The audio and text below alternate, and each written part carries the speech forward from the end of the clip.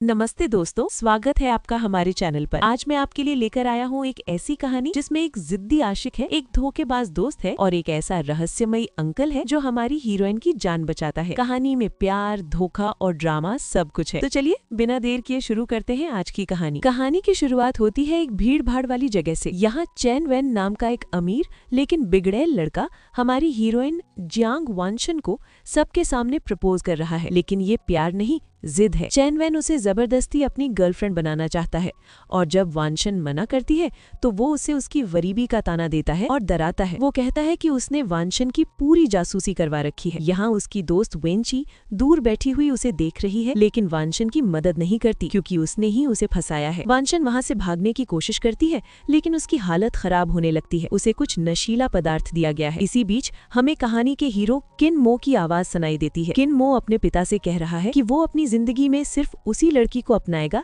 जिसे उसका दिल मानेगा, वरना वो अकेला मरना पसंद करेगा। इधर वानशन जो नशे की हालत में है, लगभग बेहोश हो रही है। तभी उसे किन मो बचाता है। वानशन को होश नहीं है कि वो कौन है, बस उसे इतना पता है कि वो अब सुरक्षित है। जब वानशन की आंख खुलती है तो वो एक अनजान घर में होती है। वहाँ उसे उसकी बेस्ट फ्रेंड झाओ झाओ मिलती है। झाओ झाओ उसे बताती है कि वो अपने अंकल के घर पर है और जब वानशन उस अंकल से मिलती है तो वो वही शख्स होता है जिसने उसे बचाया था, किन मो। वानशन थोड़ी घबराई हुई है। वो किन मो को अंकल कहकर बुलाती है और उसे एक सूरजमुखी का पौधा गिफ्ट करती है। बेचारी वानशन को नहीं पता कि जिससे वो बात कर रही है वो शहर का एक बहुत पावरफुल आदमी है। किनमो बताता है कि वानशन के शरीर में कुछ ड्रग्स थे, लेकिन अब वो ठीक है। वो उसे अपने घर में सुरक्षित रहने को कहता है क्योंकि बाहर खतरा हो सकता है। यहाँ एक प्यारा सा मोमेंट आता है जब वानशन बार बार उसे अंकल कहती है तो किनमो साफ कह देता है, तुम मेरी भतीजी नहीं हो, मुझे अंकल मत बुलाओ। लगता है हमारे हीरो को हीरोइन पसंद आ रही है, लेकिन असली ड्रामा अभी बाकी है। वानशन अपनी दूसरी दोस्त वेंची से मिलती है। यहाँ एक बहुत बड़ा खुलासा होता है। पता चलता है कि वेंची ने ही वानशन की ड्रिंक में नशा मिलाया था ताकि चैन वैन उसे उठा ले जाए। क्यों? सिर्फ अपने करियर और पैसों के लिए। वानशन का दिल टूट जाता है। वो वेंची को खरी खोटी सुनाती है और कहती है कि आज के बाद उनका कोई रिश्ता नहीं है। एक तरफ रक्षक किनमो और दूसरी तरफ भक्षक दोस्त। वानशन की लाइफ काफी मुश्किल है। कुछ दिन बाद वानशन ठीक हो जाती है और किनमो को शुक्रिया कहना चाहती है। उसे पता चलता है कि किनमो का जन्मदिन आने वाला है। उसकी दोस्त झाओ झाओ बताती है कि उसके अंकल बहुत सख्त है और कभी किसी के गिफ्ट से खुश नहीं होते, लेकिन वानशन डिसाइड करती है कि वो उनके लिए अपने हाथों से कुकीज बनाएगी। झाओ झाओ को लगता है कि अंकल इसे भाव नहीं देंगे, लेकिन फिर भी वो गिफ्ट ले जाने को तैयार हो जाती है। पार्टी में किनमो के दोस्त मजाक उड़ा रहे होते हैं कि वो कभी गिफ्ट्स नहीं लेते, लेकिन जब झाओ झाओ बताती है कि ये कुकीज वानशन ने खास उनके लिए बनाई हैं और वो भी शुगर फ्री, तो सबका मुंह खुला रह जाता है। किनमो जो हमेशा सीरियस रहता है वो कुकीज खाता है और कहता है कि ये दिल तक मीठी है। उसके दोस्त हैरान रह जाते हैं कि आखिर ये लड़की है कौन जिसने पत्थर दिल को पिघला दिया। वानशन ने कुकीज के साथ एक प्यारा सा नोट भी भेजा था। वानशन अपने हॉस्टल में खुश है कि किनमो को गिफ्ट पसंद आया, लेकिन कहानी यहाँ खत्म नहीं होती। अचानक वानशन को एक अनजान नंबर से फोन आता है। सामने वाला कहता है कि उसका भाई बाहर बहुत ज्यादा शराब पी चुका है और मुसीबत में है। वानशन बार में पहुंचती है और अपने भाई को डांटती है कि वो तमीज से रहे, लेकिन भाई तो नशे में धुत है। वो उल्टा वानशन से बदतमीजी करता है। तभी वहाँ एक गुंडा आ जाता है और वानशन को परेशान करने लगता है। माहौल बहुत खराब हो रहा है। गुंडा वानशन का हाथ पकड़ता है, तभी छपाक एक बोतल टूटने की आवाज आती है। जी हाँ, हमारे हीरो किनमो की धमाकेदार एंट्री होती है। वो अपनी टेबल से बोतल फोड़ते हैं और उस गुंडे को डराकर भगा देते हैं। उफ, किनमो का ये एंग्री यंग मैन वाला लुक देखकर तो कोई भी फिदा हो जाए। किनमो वानशन को वहाँ से बाहर निकालता है। वानशन बहुत दुखी है। उसे अपनी बेइज्जती और परिवार के दबाव का बुरा लग रहा है, लेकिन वो रो नहीं रही। किनमो पूछता है कि वो रो क्यों नहीं रही, तो वानशन एक बहुत दिल छू लेने वाली बात कहती है। बचपन से पता है रोने वाले बच्चों को कैंडी नहीं मिलती, मतलब उसे हमेशा से अपनी भावनाओं को दबाना सिखाया गया है। ये सुनकर किनमो का सख्त दिल पिघल जाता है। वो अपनी जेब से एक कैंडी निकालता है और उसे देता है। वो कहता है, लो अब तो मिल गई। हाय दोस्तों, ये सीन इस कहानी का सबसे प्यारा मल है। किनमो उसे बता रहा है कि उसके सामने वानशन को मजबूत बनने का दिखावा करने की जरूरत नहीं है। इसके बाद किनमो वानशन को घर छोड़ते हुए एक वादा करता है। वो कहता है कि वो वानशन की कोई भी 2 मांगे पूरी कर सकता है और सबसे बड़ी बात, वो वानशन को अपना प्राइवेट नंबर देता है। ये कोई छोटी बात नहीं है दोस्तों। किनमो जैसा बड़ा आदमी अपना पर्सनल नंबर किसी को नहीं देता। मतलब साफ है, वानशन अब उसके लिए सिर्फ एक बच्ची नहीं रही, वो खास बन चुकी है। अगले सीन में किनमो किन्मो का दोस्त उसे छेड़ता है। वो कहता है, भाई तुम तो पूरी तरह फंस गए हो, उस लड़की में ऐसा क्या है? किन्मो मुस्कुराते हुए जवाब देता है, शुरू में वो मुझे प्यारी लगी, फिर पता चला वो जिद्दी है। वो दुनिया के सामने सख्त बनती है लेकिन अंदर से बहुत मासूम है। मैं उसे दुखी नहीं देख सकता। लीजिए जनाब, हमारे हीरो ने तो इनडायरेक्टली कबूल कर लिया कि उसे प्यार हो गया है।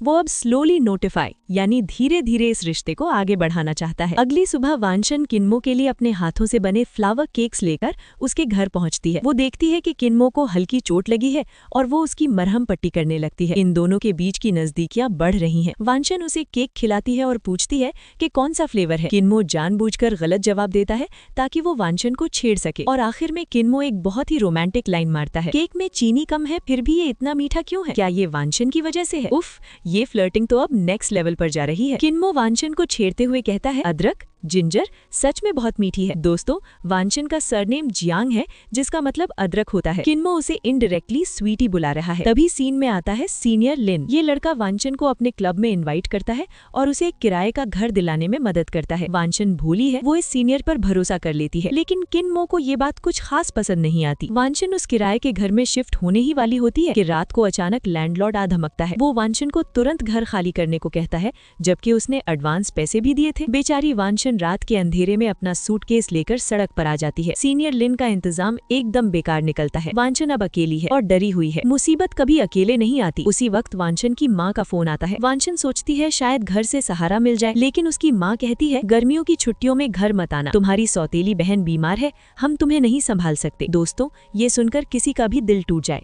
वांशन को महसूस होता है कि इस दुनिया में उसका अपना कोई नहीं है। वो सड़क पर रो रही है। बारिश शुरू हो चुकी है, एकदम किसी सैड मूवी का सीन। और तभी हेडलाइट्स की रोशनी चमकती है। किन्मो अपनी कार रोकता है। वो वांशन को बारिश में भीगता हुआ देखता है। किन्मो उसे डांटता है, तुम यहाँ क्या कर रही हो? जब उसे पता चलता है कि वांशन को घर से और मकान मालिक दोनों से धोखा मिला है तो वो उसे एक बहुत गहरी बात समझाता है। वो कहता है, तुम्हारे माता पिता की नाकाम शादी की गलती तुम नहीं हो, तुम प्यार डिजर्व करती हो क्योंकि तुम कीमती हो। उफ, किन्मो ने तो दिल जीत लिया यार। किन्मो उसे अपनी कार में बिठाकर अपने आलीशान घर ले आता है। वांशन हिचकिचाती है लेकिन किन्मो अपना इक्का फेंकता है। याद है उसने कहा था कि वो वांशन की 2 मांगें पूरी करेगा। यहाँ वो बाजी पलट देता है। वो कहता है, मैं तुम्हें रहने की जगह दे रहा हूँ, इसे मेरी तरफ से एक मांग समझ लो। और फिर वो उसे जियांग ट्यान ट्यान यानी मीठी अदरक कहकर उसे ऊपर वाले कमरे में रहने को कहता है। मतलब अब दोनों एक ही छत के नीचे रहेंगे। लिव इन रोमांस की शुरुआत हो चुकी है। वांशन नहाकर आती है, उसके बाल गीले हैं। किन्मो उसे देखता है और उसे डांटने के बजाय खुद हेयर ड्रायर उठाता है और उसके बाल सुखाने लगता है। वांशन मन ही मन सोचती है कि मेरे खुद के माँ बाप ने कभी मेरा इतना ख्याल नहीं रखा जितना ये अजनबी आदमी रख रहा है।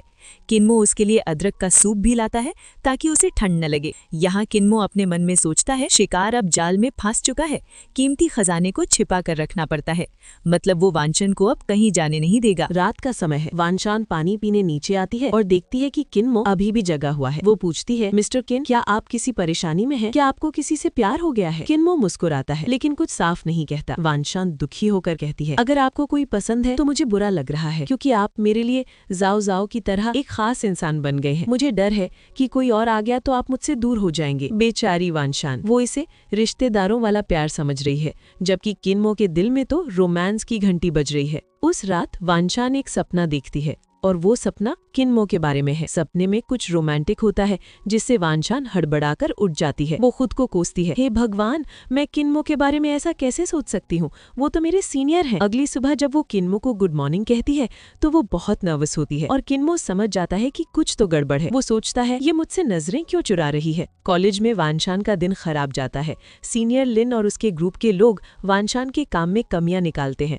और उसे नीचा दिखाते हैं। वांशन बहुत डिमोटिवेट हो जाती है। घर आकर वो उदास बैठी है। किन्मो उसे देखता है और पूछता है कि क्या हुआ। जब वांशन बताती है कि उसे एक प्राचीन चीनी संस्कृति यानी एंशिएंट चाइनीज कल्चर के प्रोजेक्ट पर काम करना है तो किन्मो उसकी मदद करने का ऑफर देता है। किन्मो उसे सलाह देता है, अगर लोगों तक अपनी बात पहुंचानी है तो उसे आसान और मॉडर्न तरीके से समझाओ। वांशन को आइडिया मिल जाता है और वो खुश हो जाती है। मतलब हमारा हीरो सिर्फ हैंडसम नहीं, इंटेलिजेंट भी है। वानचान देखती है कि किन्मो इतनी रात को भी काम कर रहा है। वो सोचती है ये इंसान इतना अमीर और सक्सेसफुल है, फिर भी कितनी मेहनत करता है। वो किन्मो से कहती है, मिस्टर किन, आप बहुत मेहनती हैं, आप मेरी मदद कर रहे हैं, इसके लिए थैंक यू। किन्मो जवाब देता है, अगर मेहनत करने से मुझे अपनी पसंद चुनने का हक मिलता है तो मैं ये खुशी खुशी करूंगा। इशारा समझ रहे हो दोस्तों?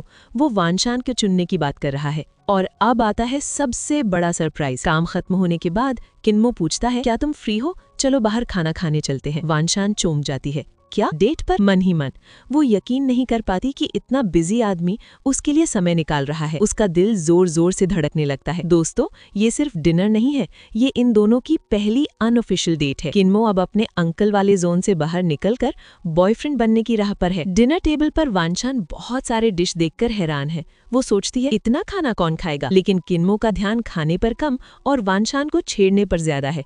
वो वानचान को जियान ट्यान ट्यान कहकर बुलाता है और पूछता है, तुम्हारे कान लाल क्यों हो रहे हैं? क्या तुम कुछ गलत सोच रही हो? वानचान बेचारी पानी पानी हो जाती है। वो मन ही मन सोचती है, ये आदमी तो एक मेल गॉब्लिन है, इसकी स्माइल मुझे पागल कर देगी। किन्मो उसे मजाक में कहता है, मेरे पास पत्नी नहीं है तो मैं किसके लिए जीऊं? या फिर तुम मेरे लिए कोई ढूंढ दो। किन्मो के इशारे तो अब सीधे दिल पर लग रहे हैं। किन्मो थोड़ी देर के लिए वॉशरूम या बाहर जाता है। वानचान अकेली बैठी है, तभी वहां जोंग रुई नाम की एक अमीर और घमंडी लड़की आती है।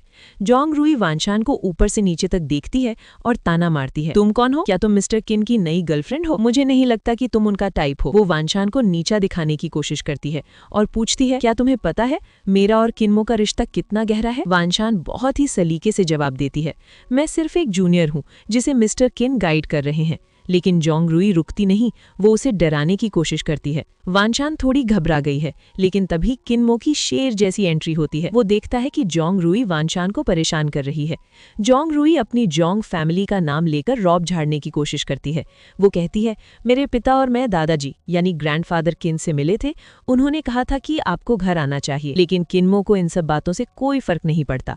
वो सीधा और करारा जवाब देता है, मिस जोंग, अगर आपको दादाजी की इतनी चिंता है तो आप खुद उनके पास जाइए, यहाँ छिपकर मेरी जासूसी मत कीजिए। किन्मो का गुस्सा देखकर जोंग रुई की बोलती बंद हो जाती है। किन्मो साफ कर देता है कि उसे अपनी पर्सनल लाइफ में किसी की दखल अंदाजी पसंद नहीं है, खासकर तब जब वो वानचान के साथ हो। वो जोंग रुई को वहां से जाने का इशारा करता है और वानचान की तरफ देखता है, मानो कह रहा हो, डरो मत, मैं हूं ना। इसे कहते हैं असली प्रोटेक्शन।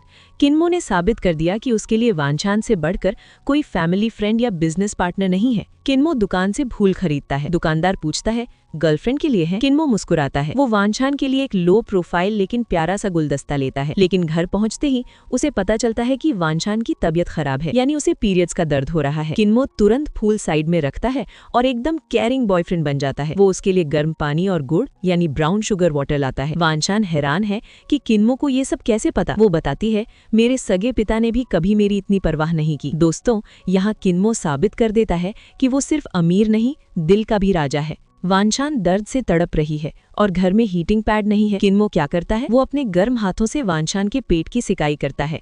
वानचान सोचती है, इतना बड़ा आदमी, किन-सान ये मेरे लिए ये सब कर रहा है, क्या वो हर किसी के साथ ऐसा ही है या मैं खास हूँ? किन्मो उसे सुलाते हुए कहता है, तुम बहुत अच्छी हो और तुम ये केयर डिजर्व करती हो। उफ, इस सीन ने तो दिल पिघला दिया यार। अगली सुबह वानचान को थोड़ा बेहतर महसूस होता है। किन्मो उसे हीटिंग पैड्स देता है और आराम करने को कहता है, लेकिन वानचान को अपने क्लब के लाइव ब्रॉडकास्ट की चिंता है, इसलिए वो जिद करके कॉलेज चली जाती है। वहाँ काम खत्म होने के बाद उसका सीनियर लिन उसे घर छोड़ने की ऑफर देता है। वानचान मना करती है, लेकिन लिन नहीं मानता और उसके बालों को ठीक करने के बहाने उसे छूने की कोशिश करता है। तभी वहाँ कौन आता है? जी हाँ, किन्मो अपनी कार लेकर, और उसका चेहरा गुस्से से लाल है। किन्मो वानचान को कार में बिठाता है और शुरू हो जाता है झगड़ा। किन्मो गुस्से में है क्योंकि वानचान बीमार होने के बावजूद उस सीनियर के साथ घूम रही थी। वानचान कहती है, वो सीनियर बहुत अच्छे हैं, उन्होंने मुझे बहुत कुछ सिखाया है। ये सुनते ही किन्मो जल भुन जाता है। वो कहता है, तुम उसकी इतनी तरफदारी क्यों कर रही हो? वो तुम्हें पसंद करता है और तुम हो कि समझती नहीं। वानचान को लगता है कि किन्मो उसके काम की इज्जत नहीं करता। वो कहती है, आप हमेशा मेरे काम को छोटा समझते हैं। किन्मो समझाता है, मैं तुम्हारे काम के खिलाफ नहीं हूँ, मैं तुम्हें उस लड़के से सावधान कर रहा हूँ।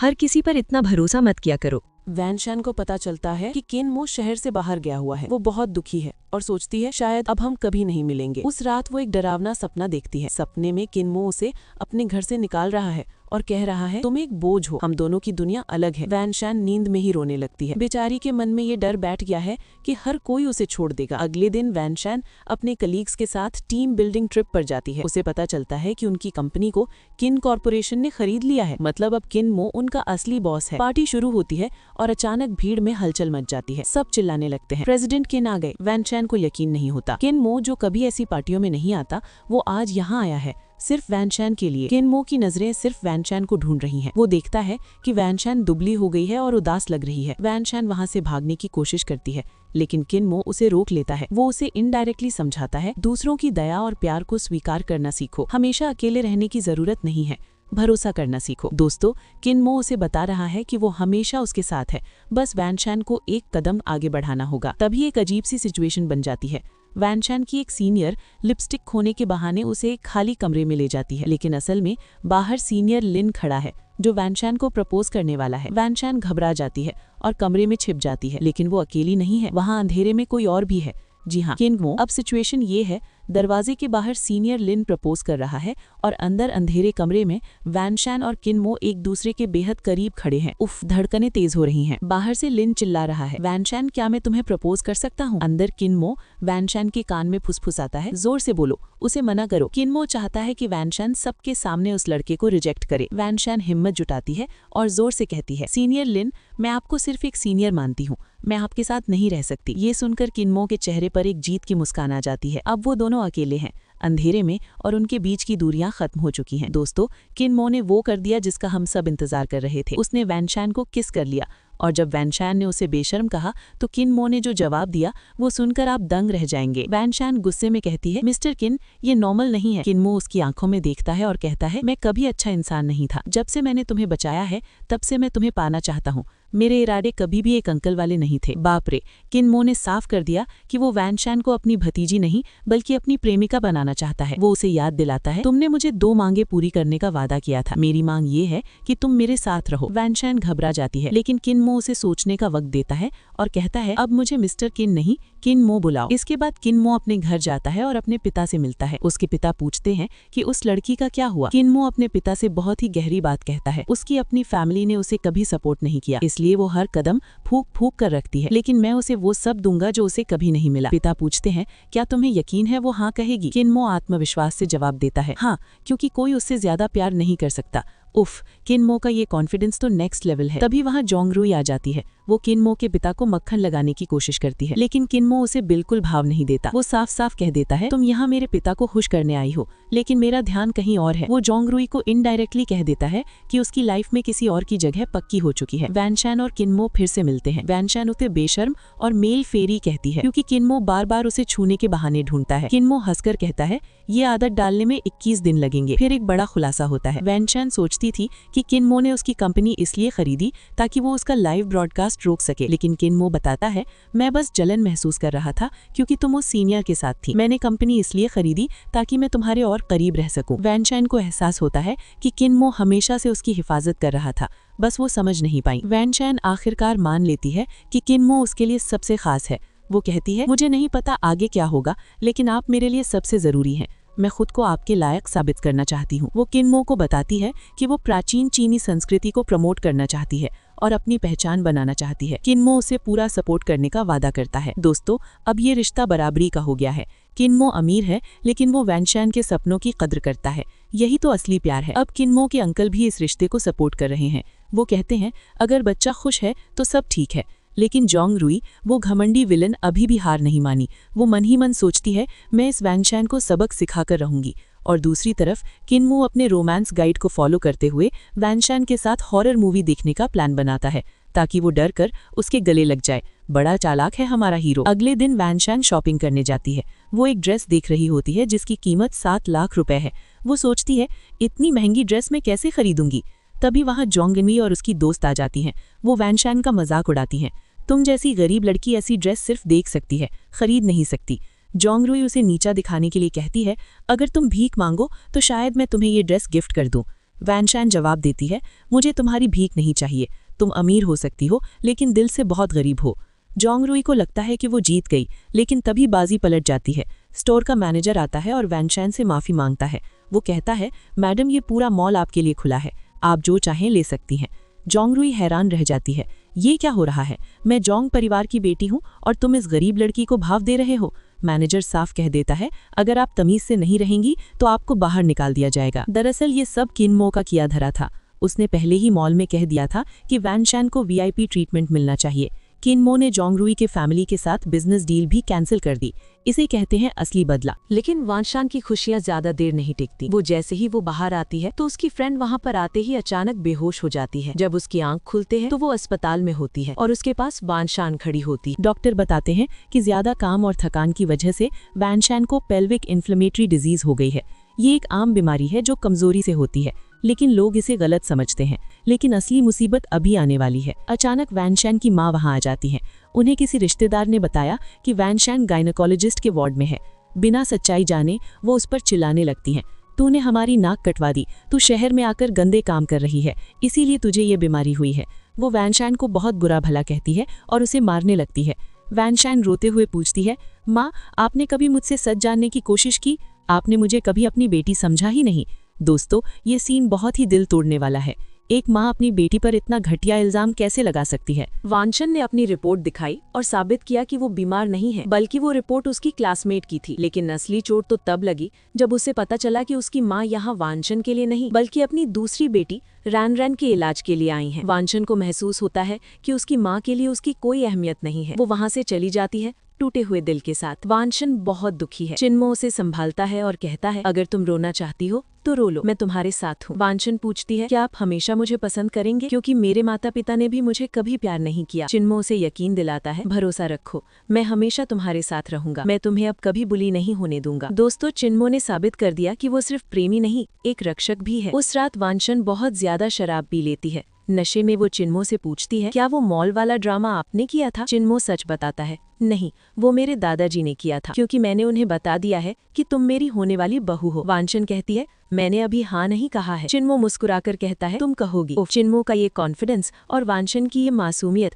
कमाल की केमिस्ट्री है। वानशन नशे में चिन्मो के साथ बहुत ज्यादा चिपकू हो जाती है। वो उसे किस करती है और उसे छोड़ने को तैयार नहीं होती। चिन्मो भी खुद को रोक नहीं पाता और खैर, आप समझदार हैं। अगली सुबह जब वानशन की आंख खुलती है तो उसे कुछ याद नहीं होता। चिन्मो उसे छेड़ता है, कल रात तो मुझे छोड़ नहीं रही थी, तुमने मेरा फायदा उठाया है। वानशन शर्म से लाल हो जाती है, लेकिन खुशियों को नजर लग ही जाती है। वानशन की माँ का फोन आता है और वो उसे इमोशनली ब्लैकमेल करके अस्पताल बुलाती है। वहाँ जाकर पता चलता है कि उसकी सौतेली बहन रैन को ट्यूमर है। वानशन रिपोर्ट देखती है और कहती है कि ये बेनाइन है, यानी खतरनाक नहीं है। लेकिन असली खेल तो सौतेले पिता अंकल चैन खेल रहे हैं। वो कहते हैं, हम बिजी हैं, तुम यहीं रहकर रैन की देखभाल करो। वानशन समझ जाती है कि उन्होंने उसे सिर्फ मुफ्त की आया बनाने के लिए बुलाया है। वो पैसे बचाने के लिए नर्स नहीं रखना चाहते। लेकिन अब वानशन बदल चुकी है। अब वो डरपोक लड़की नहीं रही। आज वो अपनी माँ से कहती है, मैं आपकी नौकरानी नहीं हूँ, मेरी भी अपनी जिंदगी है। और जब चिन्मो अस्पताल पहुंचता है तो सौतेले पिता की तो बोलती ही बंद हो जाती है। वानशन की माँ को पता चलता है कि चिन्मो शहर का सबसे अमीर आदमी है। वो वानशन को डराने की कोशिश करती है, अमीर लोग दिल के नहीं होते,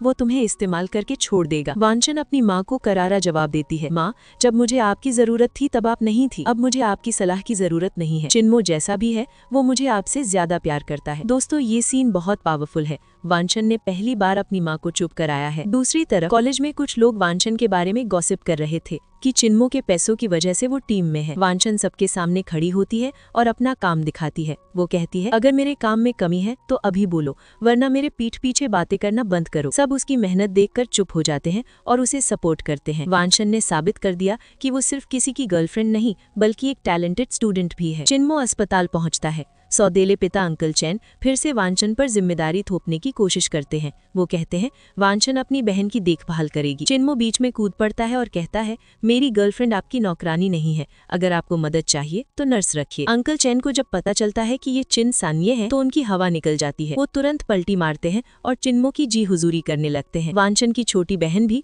चिन्मो को जीजू बुलाती है, जिससे चिन्मो बहुत खुश होता है। वानशन पानी लेने बाहर जाती है, वहाँ उसे सीनियर लिन मिलता है। वो फिर से चिन्मो के खिलाफ जहर उगलने लगता है। वो अमीर लोग तुम्हें खिलौना समझते हैं, मुझसे शादी कर लो, मैं तुम्हें खुश रखूंगा। वानशन उसे साफ कह देती है, सीनियर, अपनी हद में रहो। चिन्मो ने मेरे लिए जो किया है वो तुम कभी नहीं कर सकते। वो मेरे सपनों की इज्जत करता है और तुम सिर्फ मुझे कंट्रोल करना चाहते हो। सीनियर लिन का मुंह देखने लायक होता है। वानशन ने उसे हमेशा के लिए अपनी जिंदगी से ब्लॉक कर दिया। आखिर में वानशन अपनी माँ के पास जाती है और कहती है, अब मुझे आपकी जरूरत नहीं है। आपने मुझे अजनबी बना दिया था, अब हम अजनबी ही रहेंगे। चिन्मो उसका हाथ थामता है और कहता है चलो अब हमें घर जाना है। वांछन अपनी टॉक्सिक फैमिली को पीछे छोड़कर चिन्मो के साथ एक नई जिंदगी की शुरुआत करती है। वो बताती है कि अब वो अपनी पढ़ाई के लिए विदेश जाएगी और चिन्मो उसका इंतजार करेगा। अब वांछन अपने करियर पर फोकस कर रही है। चिन्मो 1 महीने के लिए बिजनेस ट्रिप पर बाहर जा रहा है, लेकिन जाने से पहले वो वांछन से वादा करता है, मैं इंतजार करूंगा जब तक तुम तैयार नहीं हो जाती। वांछन भी उसे कहती है, मुझे डर लगता है कि मैं आपके लायक नहीं हूँ,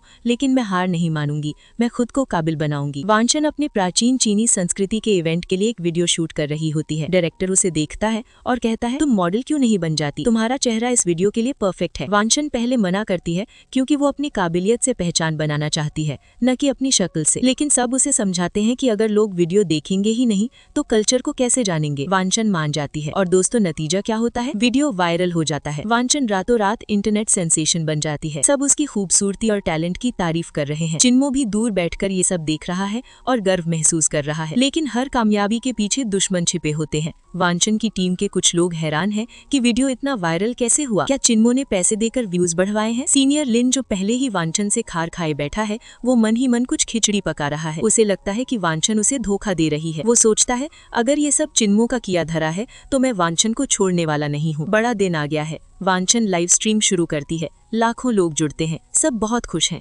लेकिन अचानक कमेंट सेक्शन में गालियां आने लगती हैं। लोग लिख रहे हैं, ये लड़की अमीर मर्दों को फंसाती है, ये चिन्मो सानिया की रखैल है, इसके माँ बाप ने इसे छोड़ दिया क्योंकि ये गंदी है। वांछन की पूरी पर्सनल लाइफ, उसके माता पिता का तलाक, सब कुछ पब्लिक कर दिया जाता है। न्यूज हेडलाइंस बन जाती हैं, स्कूल ब्यूटी ने फंसाया अमीरजादे को। वांछन लाइव कैमरे के सामने ये सब पढ़ती है और सन्न रह जाती है। उसकी टीम तुरंत लाइव बंद कर देती है। बाहर रिपोर्टर्स की भीड़ जमा हो गई है। वांछन खुद को एक कमरे में बंद कर लेती है। वो सोचती है, हर बार जब मैं कुछ अच्छा करने की कोशिश करती हूँ तो सब बर्बाद क्यों हो जाता है, क्या मैं सच में इतनी बुरी हूँ। वो इंटरनेट पर अपने बारे में गंदे कमेंट्स पढ़ती है और टूट जाती है। उसे लगता है कि उसकी इज्जत, उसका करियर सब खत्म हो गया है। वो चिन्मो को याद करके रोती है, मुझे अकेलापन महसूस हो रहा है। लेकिन हमारा हीरो चुप बैठने वालों में से नहीं है। चिन्मो को जैसे ही पता चलता है वो गुस्से से पागल हो जाता है। वो फोन पर अपने आदमी से कहता है, जिन लोगों ने मेरी वांछन के साथ ये किया है उन्हें छोड़ना मत, पता लगाओ ये किसने किया है। मुझे लगता है इसमें जोंग रुई का हाथ है। चिन्मो अब वापस आ रहा है और इस बार वो किसी को बख्शने वाला नहीं है। वो वांछन के लिए दुनिया जला देगा।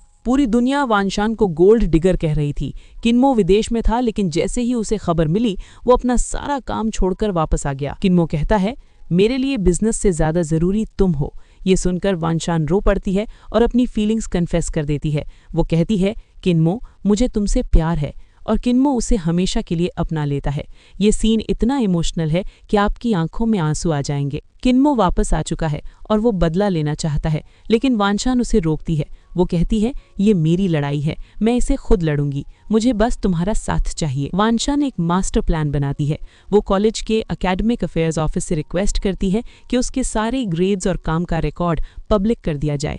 वो साबित करना चाहती है कि वो अपनी मेहनत से यहाँ तक पहुंची है, न कि किसी की सिफारिश से। दूसरी तरफ जोंग रेई अभी भी अपनी जीत का जश्न मना रही है। वो सोचती है कि किन्मो अपनी रेपुटेशन बचाने के लिए वांछन को छोड़ देगा। वो कहती है, जब वांछन बर्बाद हो जाएगी तभी मुझे किन्मो मिलेगा। लेकिन उसे नहीं पता कि किन्मो वांछन को छोड़ने वाला नहीं, बल्कि उसके साथ मिलकर जोंग रेई को बर्बाद करने वाला है। किन्मो की टीम ने पता लगा लिया है कि ये सारी बदनामी जोंग रेई ने फैलाई थी।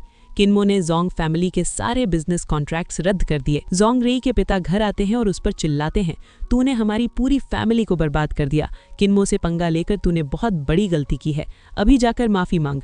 लेकिन जोंग रेई अभी भी घमंड में है और माफी मांगने से मना कर देती है। वांछन फिर से लाइव आती है। इस बार वो डरी हुई नहीं है। वो सबके सामने अपने कॉलेज के रिकॉर्ड्स और सबूत रखती है। जोंग रेई भी लाइव में जुड़ती है और उसे नीचा दिखाने की कोशिश करती है, लेकिन वांछन उसे जाल में फंसा लेती है। वो जोंग रेई से बुलवा लेती है कि उसने ही वो फेक फोटोज वायरल किए थे। वांछन कहती है, जोंग रेई तुमने जलन में आकर कानून तोड़ा है, अब तुम्हें इसकी सजा मिलेगी।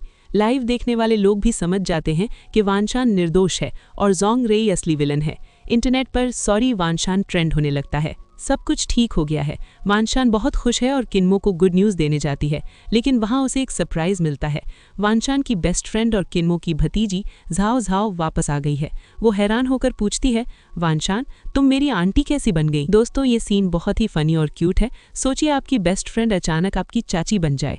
झाओ झाओ का रिएक्शन देखने लायक है। अब सब कुछ ठीक हो गया है, लेकिन एक छोटी सी मुश्किल अभी बाकी है। वानशान की बेस्ट फ्रेंड झाओ झाओ वापस आ गई है और वो कंफ्यूज्ड है कि उसकी दोस्त और उसके कोल्ड टेम्पर्ड अंकल एक साथ कैसे आ गए। तो चलिए देखते हैं उसका reaction. Zhao Zhao dining table पर पूछती है, तुम दोनों एक साथ हो? मुझे यकीन नहीं हो रहा। मेरे अंकल जो हमेशा खड़ूस रहते थे, उन्हें प्यार हो गया। किन्मो बहुत ही प्यार से समझाता है और वानशान भी कहती है, मैं उनसे अलग नहीं होना चाहती। झाओ झाओ को ये सब पचने में थोड़ा वक्त लगता है, लेकिन वो खुश है। वो मजाक में किन्मो को छेड़ती है, अंकल मेरी आंटी को पसलियां खाने का मन है। वानशान शर्म से लाल हो जाती है और कहती है, बकवास मत करो, मैं तुम्हारी चाची नहीं हूँ। किन्मो को फिर से बिजनेस ट्रिप पर जाना पड़ता है। वो वानशान को गले लगाकर विदा लेता है। इधर वानशान अपनी टीम के साथ फिर से लाइव स्ट्रीम करने की तैयारी करती है। लोग उसे डराते हैं कि हेट कमेंट्स आएंगे, लेकिन वानशान कहती है, मुझे डर नहीं लगता क्योंकि मेरे पास किन्मो का साथ है। लाइव स्ट्रीम शुरू होती है और इस बार ये ब्लॉकबस्टर हिट होती है। लोग वानशान के टैलेंट की तारीफ करते हैं और प्राचीन संस्कृति को पसंद करते हैं। वानशान ने साबित कर दिया कि वो एक क्वीन है। किन्मो वापस आता है और वानशान उसे देखकर दौड़कर गले लगा लेती है। वो कहती है, मैंने तुम्हें बहुत मिस किया। किन्मो अपनी जेब से एक अंगूठी निकालता है। वो कहता है, तुमने मुझे एक बार सूरजमुखी दिया था, मैं भी एक सूरजमुखी की तरह हमेशा अपनी रोशनी यानी तुम्हें ढूंढता रहा हूँ। क्या तुम मुझसे शादी करोगी? दोस्तों, ये सीन इतना प्यारा है कि दिल पिघल जाए। वानशान रोते हुए हाँ कर देती है। दोनों एक दूसरे को गले लगाते हैं। बैकग्राउंड में प्यारा सा गाना बज रहा है, एकदम फिल्मी हैप्पी एंडिंग। सेलिब्रेशन पार्टी में सब वानशान को बधाई दे रहे हैं। उसके कलीग्स, सीनियर्स सब उसकी हिम्मत की दाद देते हैं। वहाँ एक बड़े मिस्टर झाओ आते हैं और कहते हैं, वानशान तुम आज की युवाओं के लिए एक मिसाल हो। वानशान गर्व से खड़ी है। उसने अपनी मेहनत, ईमानदारी और प्यार के दम पर दुनिया जीत ली है। लेकिन जहाँ खुशी होती है वहाँ कोई ना कोई कबाब में हड्डी जरूर आ जाता है। एक लड़की जो खुद को बहुत स्मार्ट समझती है, वानशान को नीचा दिखाने की कोशिश करती है, लेकिन वो भूल गई कि वानशान के पीछे कौन खड़ा है। जी हाँ, किन्मो। एक लड़की जिसे हम ग्रीन टी कह सकते हैं, वानशान के पास आती है और मीठी मीठी बातों में जहर घोलती है। अरे तुम तो वही हो ना जिसकी लाइव स्ट्रीम हमने देखी थी, हम दोस्त बन सकते हैं। वानशान उसे इग्नोर करती है तो वो लड़की उसे ताना मारती है, बड़ा एटीट्यूड है तुम में। तभी किन्मो वहां आ जाता है। वो उस लड़की को सबके सामने डांटता है, तुम मेरी गर्लफ्रेंड को परेशान कर रही हो। दूसरे के बॉयफ्रेंड पर डोरे डालना जेंटलमैन वाला काम नहीं है। किन्मो अपनी कंपनी के पार्टनर से कहता है, ऐसे लोगों को नौकरी पर मत रखा करो जो शॉर्टकट ढूंढते हैं। उस लड़की की तो बोलती ही बंद हो जाती है। अब आता है सबसे बड़ा पल। किन्मो वानशान को अपने पुश्तैनी घर ले जाता है ताकि वो उससे अपने परिवार से मिलवा सके। वानशान नर्वस है। वो सोचती है, क्या वो मुझे अपनाएंगे? मैं उनके लिए क्या गिफ्ट ले जाऊं? किन्मो उसे समझाता है, तुम्हें कुछ ले जाने की जरूरत नहीं, बस तुम ही काफी हो। जैसे ही वो घर पहुंचते हैं, किन्मो के पिता यानी दादाजी और भाई भाभी उसका दिल खोलकर स्वागत करते हैं। दादाजी हंसते हुए कहते हैं, अरे फाइनली मेरा बेटा बहू लेकर आया। किन्मो फैमिली वानशान को गिफ्ट से लाद देती है। बड़ी भाभी उसे दुनिया के सिर्फ 3 में से एक लिमिटेड एडिशन बैग देती हैं। दूसरी भाभी उसे अपना कीमती नीलम का हार देती हैं। बड़े भाई उसे एक नई कार की चाबी देते हैं और सबसे बड़ा गिफ्ट दादाजी देते हैं, पुराने घर की चाबी। वो कहते हैं, ये घर अब तुम्हारा भी है, जब चाहो आ सकती हो। वानशान की आंखों में आंसू आ जाते हैं। उसे पहली बार महसूस होता है कि परिवार क्या होता है। वानशान को अपना बचपन याद आता है, जब उसे अपनी ही माँ से पैसे मांगने के लिए घंटों ठंड में बाहर खड़ा रहना पड़ता था क्योंकि उसके पास घर की चाबी नहीं थी। आज उसके हाथ में एक ऐसे घर की चाबी है जहाँ सब उसे प्यार करते हैं। वो किन्मो को गले लगाती है और कहती है, शुक्रिया मुझे ये एहसास दिलाने के लिए कि मेरा भी एक घर हो सकता है। किन्मो उससे कहता है, अब तुम्हें कभी अकेले नहीं रहना पड़ेगा, हम सब तुम्हारे साथ हैं। किन्मो और वानशान एक दूसरे से वादा करते हैं कि चाहे कुछ भी हो जाए वो हमेशा साथ रहेंगे। वानशान अपनी पढ़ाई पूरी करेगी और किन्मो उसका सपोर्ट करेगा। वानशान मजाक में कहती है, अगले हफ्ते मैं बहुत बिजी रहूंगी, कहीं आप मुझे भूल तो नहीं जाएंगे? किन्मो मुस्कुराता है और कहता है, मैं तुम्हें कभी नहीं भूल सकता, तुम मेरी जिंदगी हो। अब किन्मो और वानशान एक खुशहाल कपल की तरह रह रहे हैं, लेकिन किन्मो थोड़ा ज्यादा ही पजेसिव हो गया है। वो नहीं चाहता कि वानशान उससे दूर हो। जब कॉलेज में एक लड़का वानशान को प्रपोज करता है तो किन्मो तुरंत वहां पहुंच जाता है और अपना हक जताता है। वो कहता है, ये मेरी है। बड़ा प्यारा है, लेकिन थोड़ा ज्यादा नहीं हो गया? वानशान को एक टैलेंट एजेंट मिस्टर झाओ से पता चलता है कि किन्मो ने उसके लिए एक बड़ा कॉन्ट्रैक्ट रिजेक्ट कर दिया था, वो भी बिना उसे बताए। वानशान घर आकर किन्मो से सवाल करती है, तुमने मेरे फैसले खुद क्यों लिए? मैं कोई पिंजरे में बंद पक्षी नहीं हूँ। वो बहुत नाराज है क्योंकि उसे लगता है कि किन्मो उसे कंट्रोल कर रहा है। किन्मो अपनी गलती मानता है और माफी मांगता है। वो वादा करता है कि आगे से वो वानशान के फैसलों की इज्जत करेगा। दोस्तों, हर रिश्ते में स्पेस और रिस्पेक्ट बहुत जरूरी है और किन्मो ने ये समझ लिया है। अगले दिन वानशान को पुलिस स्टेशन से कॉल आता है। उसका सौतेला भाई ली सिन्यान अरेस्ट हो गया है। क्यों? क्योंकि वो शराब पीकर लोगों को पीट रहा था और चिल्ला रहा था, मेरा जीजा किन सानिये है, मेरा कोई कुछ नहीं बिगाड़ सकता। वानशान पुलिस स्टेशन पहुंचती है। उसका भाई उसे ऑर्डर देता है, मुझे बाहर निकालो, तुमने हमारे पैसों पर पढ़ाई की है। वानशान को बहुत गुस्सा आता है, वो उसे एक जोरदार थप्पड़ मारती है। वानशान अपने भाई को साफ कह देती है, तुम मेरे भाई नहीं हो, हमारा कोई खून का रिश्ता नहीं है, तुमने मेरा नाम खराब किया है, अब तुम सड़ो जेल में। वो उसे बताती है कि वो अब किसी के एहसानों के नीचे नहीं दबेगी, उसने अपने दम पर अपनी पहचान बनाई है। दोस्तों, वानशान का ये रूप देखकर तो पुलिस वाले भी हैरान रह गए। किन्मो भी वहां पहुंच जाता है। उसे पता चलता है कि वानशान ने सिचुएशन को खुद संभाल लिया है। वो बहुत गर्व महसूस करता है। वो वानशान से कहता है, तुम्हें अकेले लड़ने की जरूरत नहीं है, मैं हमेशा तुम्हारे पीछे खड़ा हूँ। किन्मो पुलिस वालों से कहता है कि कानून अपना काम करे, वो उस बिगड़ैल भाई को बचाने के लिए अपनी पावर यूज नहीं करेगा। इसे कहते हैं सही न्याय। अब पुलिस स्टेशन में वानशान साफ कह देती है, मैं उसे बचाने के लिए किन्मो की पावर यूज नहीं करूंगी, उसे अपनी गलती की सजा मिलनी चाहिए। वानशान की माँ रोते हुए उसे क्रूर कहती है, लेकिन वानशान उन्हें चुप करा देती है, आपने कभी मुझे बेटी नहीं समझा, अब मुझसे मदद की उम्मीद मत करो। अगले दिन किन्मो के पिता वानशान को बुलाते हैं। वो उसे अपनी कंपनी के 10% शेयर्स गिफ्ट करते हैं। वानशान मना करती है, लेकिन वो कहते हैं, किन्मो बहुत अकेला रहा है, उसकी माँ बचपन में ही गुजर गई थी और मैं उसे वक्त नहीं दे पाया, तुम उसके लिए एक उम्मीद हो, ये गिफ्ट तुम्हारे और उसके लिए मेरा आशीर्वाद है। वानशान भावुक हो जाती है और गिफ्ट स्वीकार कर लेती है। तभी अचानक दादाजी को खांसी आती है और वो बेहोश हो जाते हैं। दादाजी को तुरंत अस्पताल ले जाया जाता है। डॉक्टर बताते हैं कि उन्हें दिल की एक गंभीर बीमारी है और सर्जरी बहुत रिस्की है। डॉक्टर कहते हैं शायद वो ऑपरेशन टेबल से जिंदा वापस ना आए। किन्मो बहुत डर जाता है, वो अपने पिता को खोना नहीं चाहता। वानशान उसका हाथ पकड़कर उसे हिम्मत देती है, सब ठीक हो जाएगा, हमारे परिवार को कुछ नहीं होगा।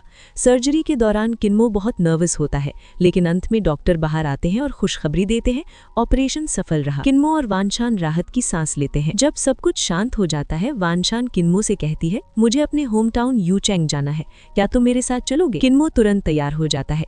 यूचेंग पहुंचकर वानशान उसे होटल भेज देती है और कहती है, मुझे कुछ अधूरा काम पूरा करना है। वो अपने पुराने घर जाती है जहाँ उसकी माँ और सौतेला पिता रहते हैं। वानशान की माँ उसे देखकर खुश होने का दिखावा करती है। वो सोचती है कि शायद वानशान फिर से पैसे देने आई है, लेकिन वानशान कहती है, मैं यहाँ रुकने नहीं आई हूँ, मैं बस आपको ये बताने आई हूँ कि मैं अब कभी वापस नहीं आऊंगी। आपने मुझे सिर्फ एक ATM मशीन समझा, बेटी नहीं, आज से हमारा रिश्ता खत्म। वानशान अपनी माँ को हमेशा के लिए पीछे छोड़कर बाहर निकल आती है। बाहर किन्मो उसका इंतजार कर रहा होता है। वानशान उसके गले लग जाती है। अब वो पूरी तरह आज़ाद है। वानशान ने अपनी माँ से सारे रिश्ते तोड़ दिए हैं, लेकिन शादी करने के लिए उसे अपने डॉक्यूमेंट्स चाहिए जो उसकी माँ के पास है। वानशान फिर से अपने पुराने घर जाती है। उसकी माँ उसे डराती है, तुम बिना बताए शादी नहीं कर सकती, लेकिन वानशान अब वो डरपोक लड़की नहीं रही। वो साफ कहती है, मैं किन्मो से शादी कर रही हूँ और मुझे आपकी इजाज़त की ज़रूरत नहीं है। वानशान की माँ कोशिश करती है कि वो किन्मो के परिवार से मिल ले ताकि उन्हें कुछ फायदा हो सके, लेकिन वानशान उन्हें रोक देती है।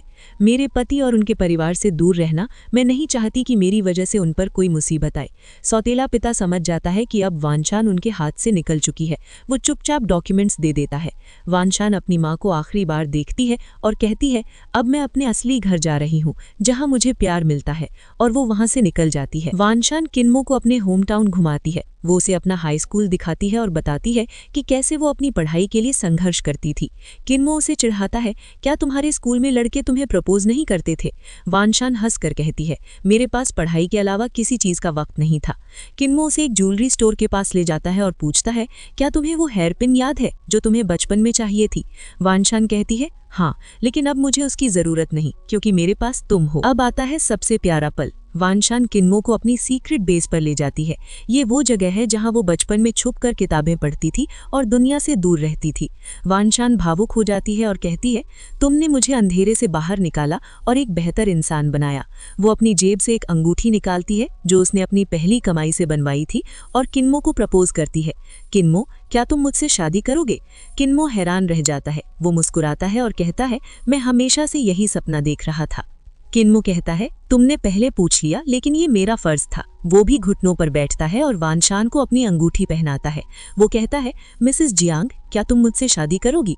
वानशान रोते हुए हाँ कहती है। दोनों एक दूसरे को गले लगाते हैं और बैकग्राउंड में प्यारा सा गाना बजता है, you take my breath away. Wanshan और किन्मो एक साथ बहुत खुश है। वानशान ने अपनी पढ़ाई पूरी कर ली है और वो एक सफल राइटर बन चुकी है। किन्मो हमेशा उसका सपोर्ट सिस्टम बना रहा। उन्होंने साबित कर दिया कि सच्चा प्यार सिर्फ रोमांस नहीं बल्कि एक दूसरे की इज्जत और सपनों को पूरा करने में है। तो दोस्तों, ये थी किन्मो और जियांग वानशान की पूरी कहानी। एक संघर्ष, एक धोखा और फिर एक सच्चे प्यार की जीत। ये कहानी हमें सिखाती है कि आपका अतीत चाहे कितना भी बुरा क्यों ना हो, आपका भविष्य आपके हाथ में है। बस सही इंसान का साथ होना चाहिए। कैसा लगा आपको ये ड्रामा? क्या आप भी किन्मो जैसा पार्टनर चाहते हैं? कमेंट में ट्रू लव जरूर लिखें। अगर आप चाहते हैं कि हम ऐसी ही दिल छू लेने वाली कहानियां लाएं तो वीडियो को लाइक करें, शेयर करें और चैनल को सब्सक्राइब करें। मिलते हैं एक नई कहानी के साथ। तब तक के लिए प्यार बांटते रहिए। Bye bye.